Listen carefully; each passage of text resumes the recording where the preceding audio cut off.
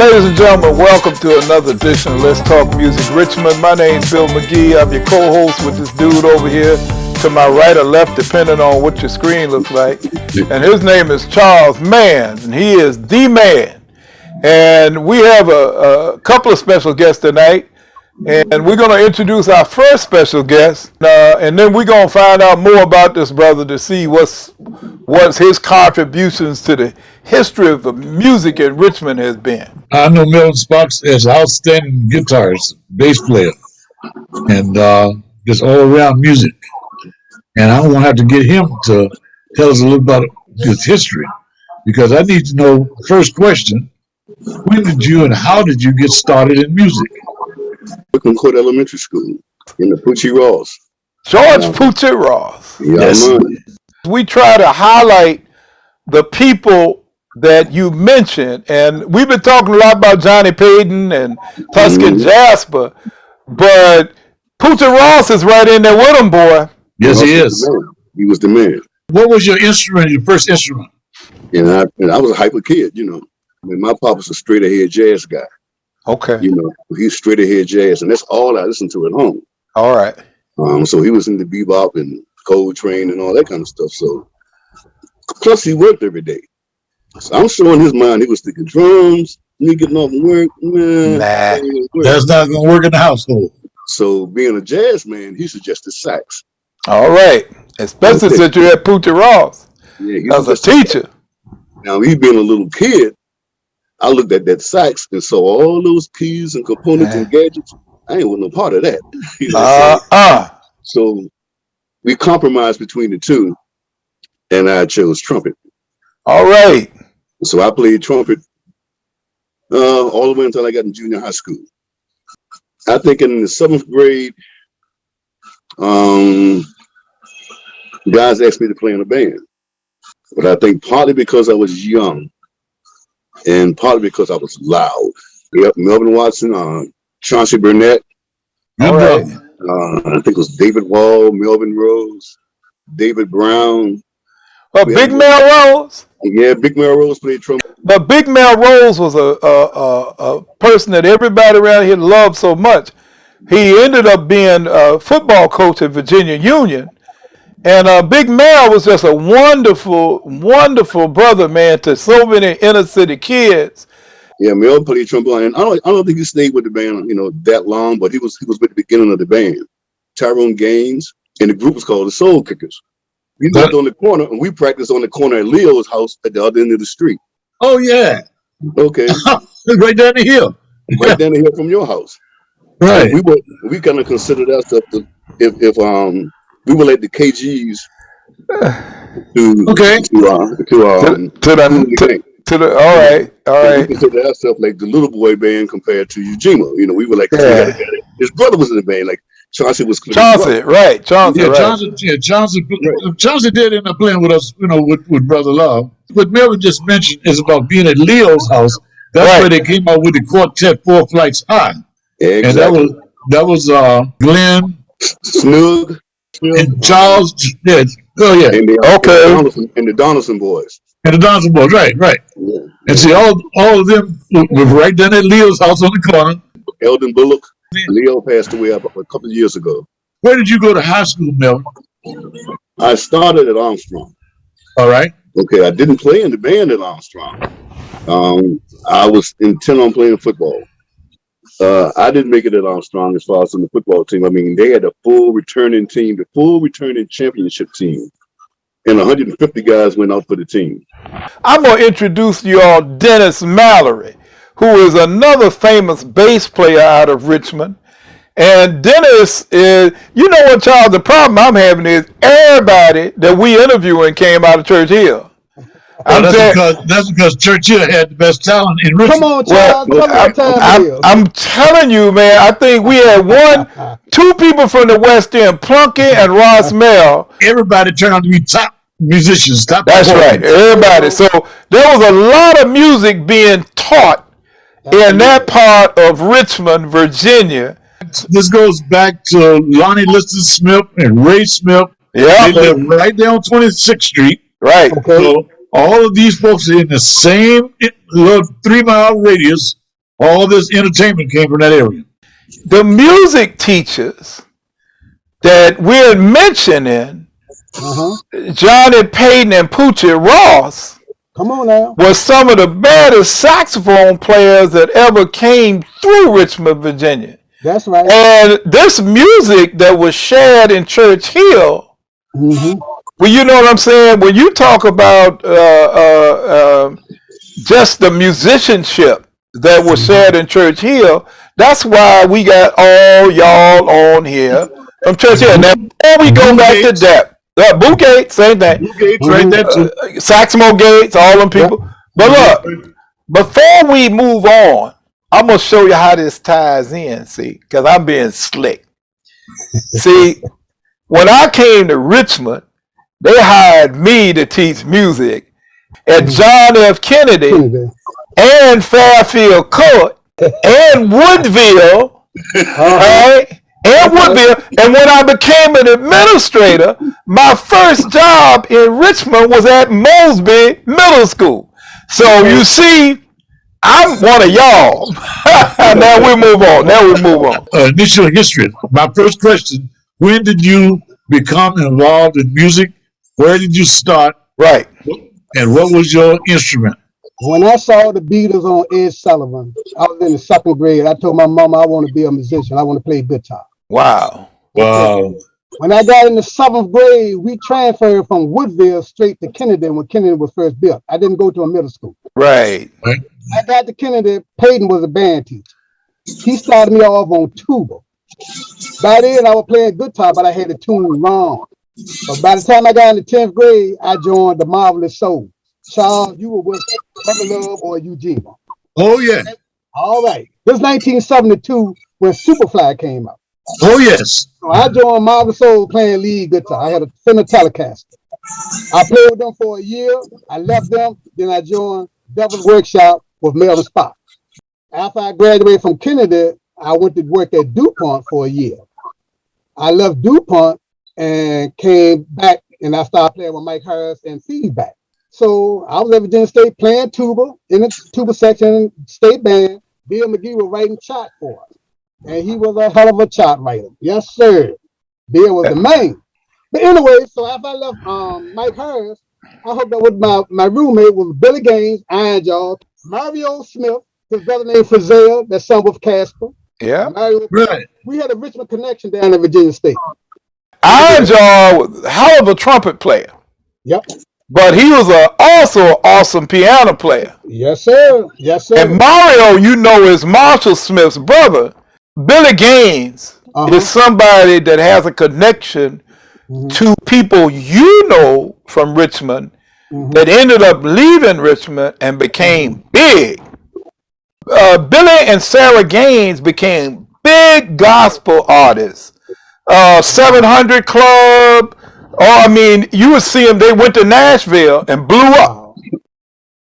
Not long after you was Bill Joyner. He was working at Armstrong. Yeah, he did Armstrong. And the reason I bring Bill Joyner up is we've talked about him because he was one of the early promoters. Particularly of gospel. In gospel.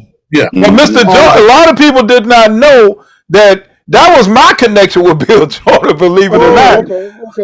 I had not worked in Richmond Public School. I knew Bill Joyner as a promoter. Did you also know him as a basketball referee? Yeah.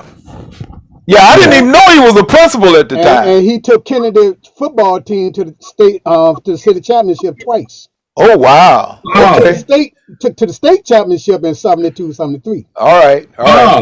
When I was there, Jerome Briley was there. Jerome Briley and Larry Hexall was about 3 or 4 blocks from me. Yeah, but Larry was a little younger. Where did he go to school? Was he there with you? Larry went to Walker. Larry Hextall, who is a famous dancer here in Richmond. Right. And Charles and I, because we were playing at the Ebony Island, Larry Hextall and his crew would take over the dance floor. Right. If you played a song that had that groove, Larry Hextall and his boys would come in and take over the dance floor. That's so true. Let me It explain take something over to the you, bro. dance But floor. now Larry Hexall went on to become Sir Nose With with Parliament Funkadelic. Parliament Funkadelic. Another Correct. Richmond connection. In all honesty, Larry was Sir Nose way back then. Yeah. Yes, he was. Larry, I went to Armstrong one year. The next year, I transferred to John Marshall. Okay, I didn't play music at John Marshall either because Right. you had to be in the orchestra or you had to be in the cadets, ROTC. Wow. Right. And being a brother from Churchill, I wasn't going to take that beating that them boys was getting. Yeah. Yeah, my brother was in that first group of brothers in ROTC program. And I was in the second group. After high school, where did your musical path go? Well, basically, while I was in school, like I said, nobody knew I played guitar. Even Mr. Payton didn't even know I played bass.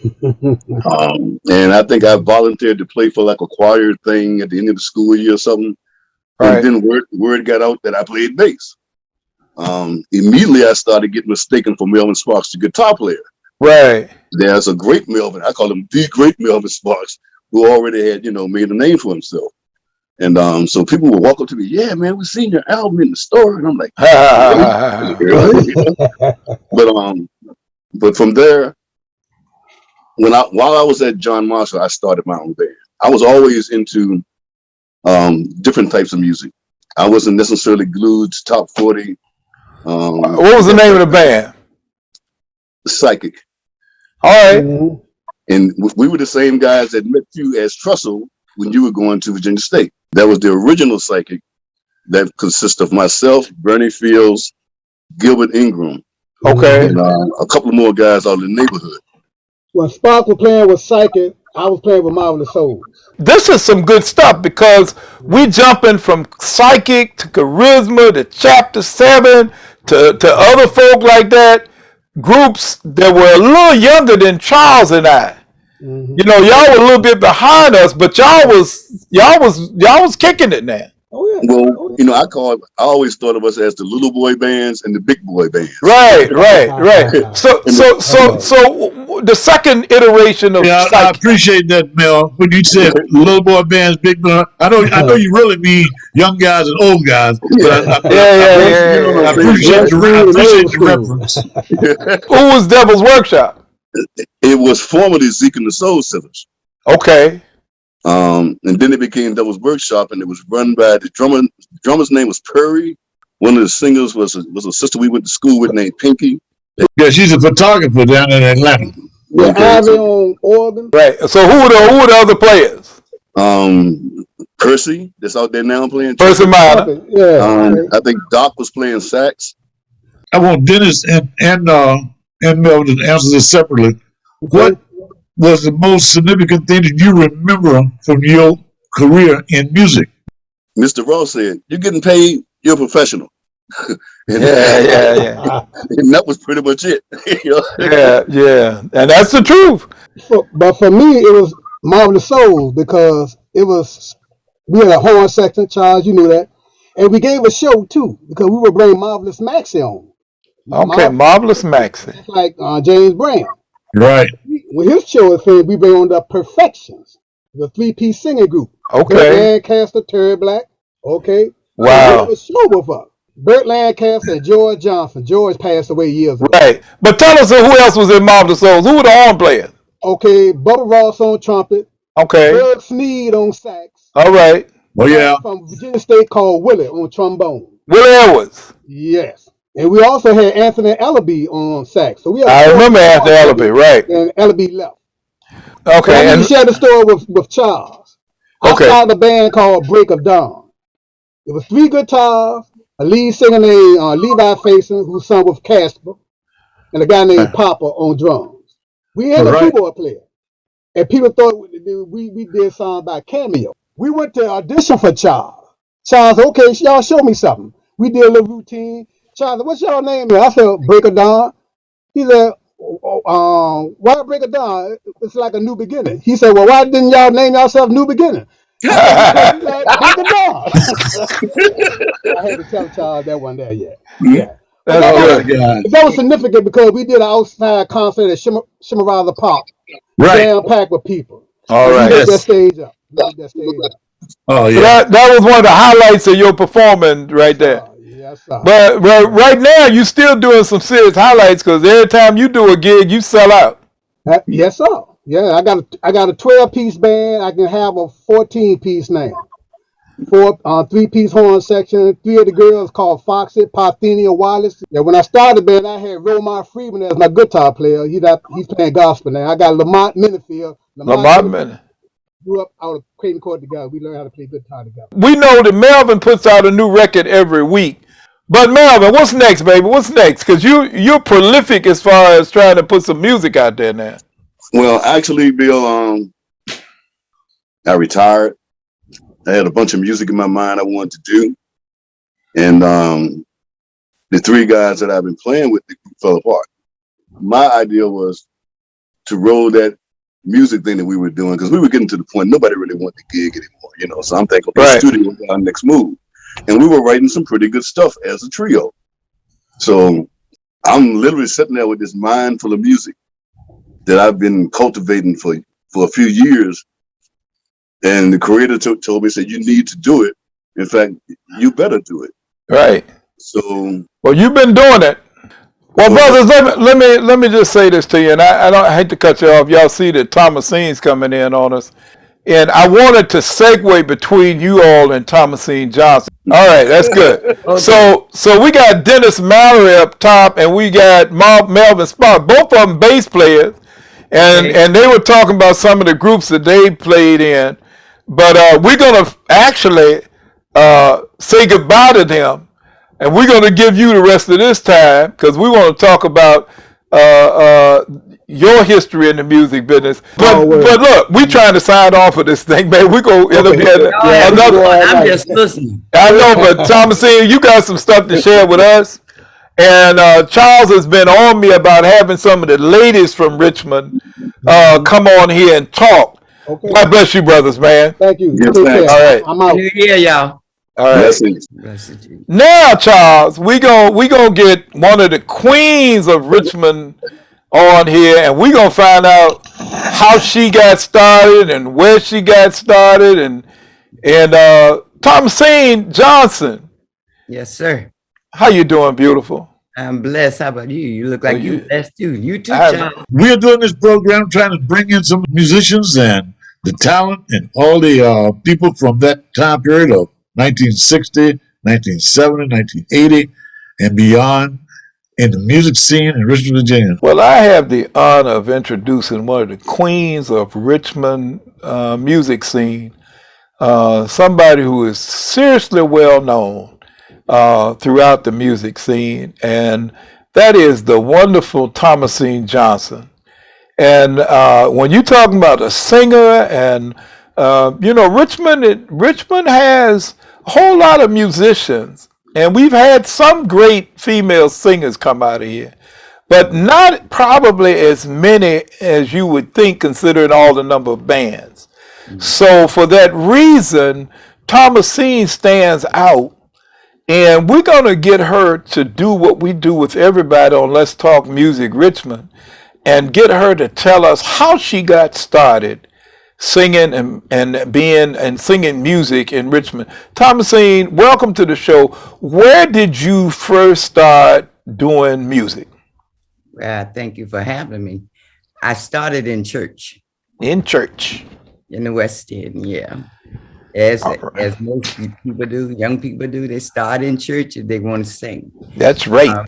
I really didn't have a desire to sing, but it was just something the family will put you in. You do what the family do. And I was singing in church, and one of the guys that I went to school with started coming to my church. And at the time, there was a band that I was totally unfamiliar with, and he referred my name to them. And they came and looked for me, and that group was the Soul Dynamics. They were all from the West End, and they were all much younger. Okay. Like Stanley was the youngest. Stanley Williams? Yes. And his father, Wu, was the manager of the group. Okay. And so working with them, and I'm trying to remember names after we talked earlier, and I'm like Stanley and Kermit. and Kermit, and I can see faces, but I cannot remember the names. What kind of music were y'all doing? R&B. Give me an example of some of the stuff they had you sing. Some of the songs. It looked like they just put my voice right with Gladys Knight immediately. You could do some Gladys Knight now. I can hear it. They heard stuff I couldn't hear. But the group that did Car Wash, those groups like that. Rolls Royce. And the boys was, they were just all into the. So this is around 1971? 71. Okay. I was with them until 76. What kind of clubs did y'all play? OVTs. OVT. Regulars. Military retirees. That's right. Chamberlain Avenue. Traveling. We never did. I didn't do Evan and Allen until I went with Billy Booker. Who else was in the group with Billy Booker? Where were they based out of? Richmond. Basie was in the group. Was it Basie Saunders? Yes. Wow. Okay. Elma Fields. Laverne from Hopewell. She used to sing with the Laverne King, the King sisters. King sisters, yeah. Mike Riddick played drums for a while. We had numerous drummers, but I was with them until I got married.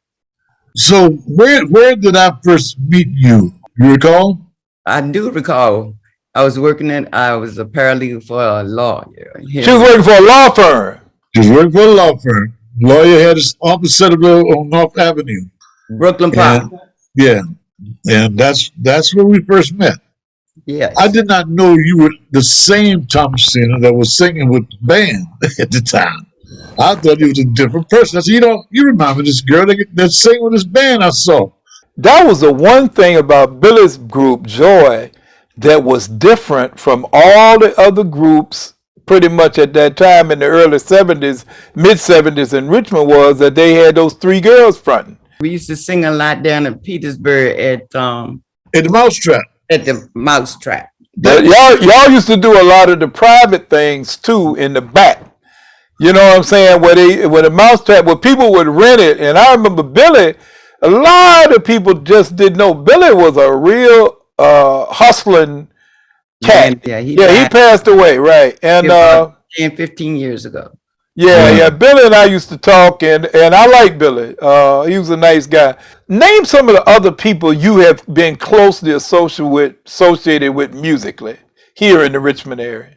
Tyrone Thomas.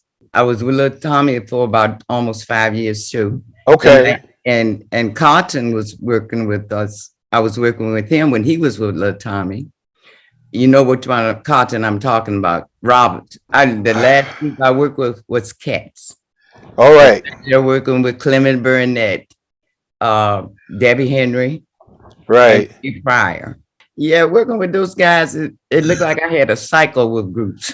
It was a blessing for me, but it wasn't something I desired to do when I was younger. It took me totally away from what I wanted to do. What did you want to do? I wanted to be a dancer like Debbie Allen. Did you? I did. I wanted to go to school for dancing. It's not too late, baby. It's not too late. Come on, honey. These bones past 6 now. They're not what I want them to do now.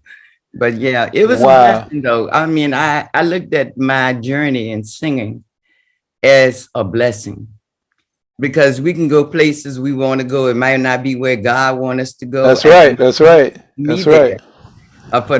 For a number of purposes. There's no doubt that somebody would recognize your voice because your speaking voice is so rich. We could hear you singing while you talking. Just this kind of conversation with you romanticize the sound of music and just hear you speak. All a gift from God. I've always thought, I should say, that I had the worst voice for a woman, speaking voice. No, ma'am. So deep, No, ma'am. Not at all. Hey, baby girl, let me explain something to you. Do you know how many of us, all of us, love Gladys Knight for that same reason? Gladys Knight was the same thing. She almost spoke like a dude, a tenor, and when she spoke like that, but you knew when she started singing. Boy, all she had to do is open her mouth. All she had to do was open her mouth. That's right. My biggest thing is about singing is that I never had the heart to say no, even though it's not something I want to do. But I believe in being there for others because Right. I saw what others did for me, even if it wasn't my desire. You understand what I'm saying? You ladies in the Richmond area have contributed mightily to the joy of the music that was done here in the Richmond area. So I want to personally thank you for coming on. And I said we wouldn't take up all your time. And I want to thank Charles for all this effort. As we said before, we want to make sure that we record for prosperity's sake Understandable. all of the people who contributed. And that's why we want to call out names like we did. I went to gospel for a while after I left Cats. Okay. I started doing background with Henrietta Doswell. Oh, yes. Oh, yes. And the All right. Lees. One of the things we learned is that Jose Fox, the Fox family, They sister and brother. yeah, and they used to sing. Yeah. But we did not really know that Jose was a gospel singer early on in life. But can I say this? Yes. I just thank God for the wonderful blessing of being able to sing with so many talented people. Yes. You know, because they blessed me because they gave me a chance to observe them, to learn about stage presence, you know, and all that stuff. And so I can give God enough thanks because of them. Well, thank you. I need to thank you. I need to thank you personally because you've always been a supporter of the projects that I was involved in. For some reason, I know you've mentioned, whenever I ran across you, you've always had nothing but positive things to say to encourage me to continue to do what I was doing. I miss you for being here. Say yes to this. I need you to sing some songs. I need you to do a project for yourself. I need you to just fall in love with how you sound. Because I receive it. I receive it. I receive it. we have fallen in love with your sound long time ago. But now I need you to fall in love with your sound. All right. I appreciate you. I appreciate you encouraging. I thank you for thinking about me. And it has been a real pleasure. And I trust that God will continue to bless you and with your love so much. Both of you. Thank you.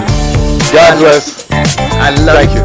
Take care. Yeah. Take care. Have a good day. Good to see you again. See you later. Bye-bye. Bye-bye.